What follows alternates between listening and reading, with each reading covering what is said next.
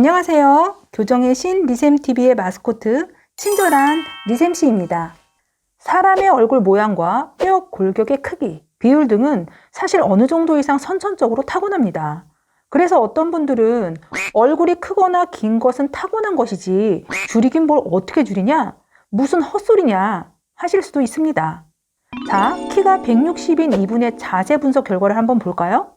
자세 분석을 하게 되면 이렇게 숨은 키라는 것이 나오는데 자세가 굽으면서 유발된 키의 손실분이 2cm라는 의미입니다. 이분의 자세가 바르다면 키는 160이 아니라 162겠죠. 그렇다면 이분의 진짜 키, 타고난 키는 160일까요? 162일까요? 자세가 바르게 정렬되면 숨은 키를 되찾아 162가 되실 수 있고 굽은 자세를 방치하시면 키는 현재의 160보다 더 작아질 수도 있습니다. 혹은 성장기에 자세를 틀어지지 않게 교정을 했다면 키가 더 자랐을 수도 있겠죠. 이와 같이 사람은 타고난 그대로를 고스란히 유지하는 경우는 거의 없습니다. 가랑비에 몸이 젖는 것처럼 사소한 나쁜 습관이 쌓여서 나도 모르게 변형이 일어납니다. 반대로 바람직한 습관을 들여 얼굴과 몸을 보다 아름답고 균형 있게 개선하고 관리할 수도 있는 것이죠. 여러분들은 어떤 선택을 하시겠습니까? 변형되고 틀어진 상태의 얼굴은 결코 타고난 그대로의 모습이 아니라는 점, 주인이 얼굴을 잘못 사용해서 나타난 결과물일 수도 있다는 점을 꼭 잊지 마시기 바랍니다. 서론이 길어졌는데요. 본론으로 들어가 볼까요? 사람의 얼굴은 구조적으로 가장 아름답게 보인다는 황금 비율이 있습니다. 얼굴의 길이 측면에서 보면 이와 같이 이마, 중안부, 턱의 길이가 1대 1인 것을 말하는데요. 요즘은 나이보다 어려 보이는 동안 얼굴이 대세죠. 동안으로 보이려면 세 부위의 비율이 이와 같이 얼굴의 중안부와 턱 쪽이 상대적으로 짧아야 합니다. 그런데 긴 얼굴은 중안부와 턱이 상대적으로 길이가 긴 상태를 말하는데 좋게 말하면 성숙해 보이고 나쁘게 말하면 노안으로 보일 수 있습니다. 몇 밀리밖에 나지 않는 미세한 비율의 차이가 얼굴의 느낌을 완전히 달라지게 하는 것이죠. 오늘은 얼굴뼈의 측면에서 긴 얼굴을 두 타입으로 분류해 보았습니다. 첫 번째, 긴 얼굴의 가장 전형적인 타입으로 중안부가 긴 유형입니다. 얼굴의 중안부는 눈썹부터 코까지의 길이로 얼굴의 핵심 부위입니다. 동안의 얼굴은 중안부가 하트라인으로 앞광대와 앞볼이 적당히 볼륨이 있고 옆광대는 도드라지지 않으며 코가 짧은 것이 특징입니다.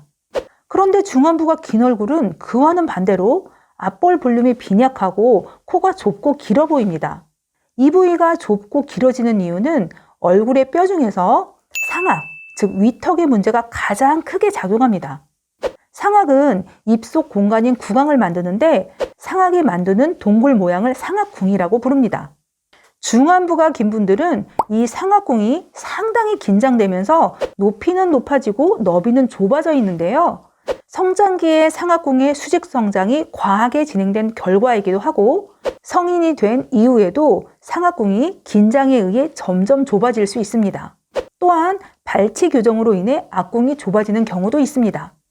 리샘 순수봉 교정을 할 때 이 상악궁의 긴장을 풀어드리게 되는데 긴장이 별로 없는 분들은 상악궁 자체의 움직임이 유연하고 부드러운데 반해 긴장이 심한 분들은 옴짝달싹 하기도 어렵게 매우 타이트합니다.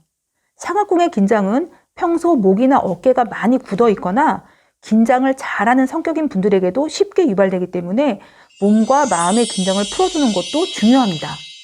두 번째, 아래턱이 긴 유형입니다. 이 유형은 턱관절 장애, 부정교합, 주걱턱 등과 복합적인 관계가 있습니다.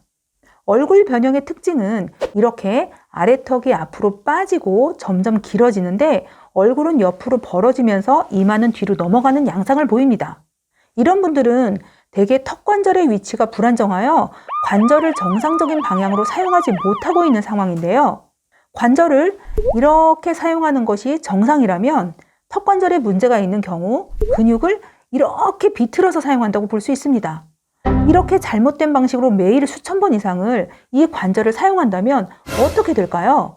관절 자체는 물론이고 모든 주변 조직이 제 위치에서 제 기능을 할 수가 없어지고 형태 역시 뒤틀려 버리면서 손상을 받게 될 것입니다. 그래서 턱 관절에 문제가 있거나 턱 비대칭이 있는 분들은 본인의 아래턱의 두께를 잡아보시면 아마 틀어진 정도가 심할수록 양쪽 뼈의 두께도 조금씩 다른 것이 느껴지실 것입니다. 뼈에 쏠리는 힘의 균형이 깨져 있으면 뼈는 평생에 걸쳐 크기, 형태, 밀도, 강도를 변화시키기 때문입니다. 그렇기 때문에 뼈의 정렬을 바르게 교정하고 뼈에 쏠리는 힘의 밸런스를 맞춰주는 것은 성장이 끝난 성인에게도 의미가 있는 것이죠. 또한 복합형 유형이라고 해서 상악과 하악 모두가 길어지는 유형도 존재하며 바르지 않은 자세와 노화 역시 긴 얼굴의 변수로 작용합니다. 즉, 긴 얼굴은 선천적 요인은 물론이고 후천적인 습관, 자세, 교합의 문제, 잘못된 치아 교정 등에 의해 상악과 하악의 비율의 균형이 깨진 양상을 말합니다.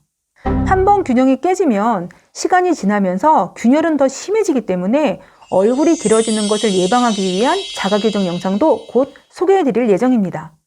보다 적극적인 교정을 원하시면 리쌤과 상의해주세요. 다음 영상 주제는 두상입니다. 입체적인 얼굴의 필수 조건 중에 하나가 예쁜 두상인데요. 성인의 납작한 뒤통수는 왜 생기는지에 대해 알아보도록 하겠습니다. 그럼 다음 영상에서 뵙겠습니다. 감사합니다.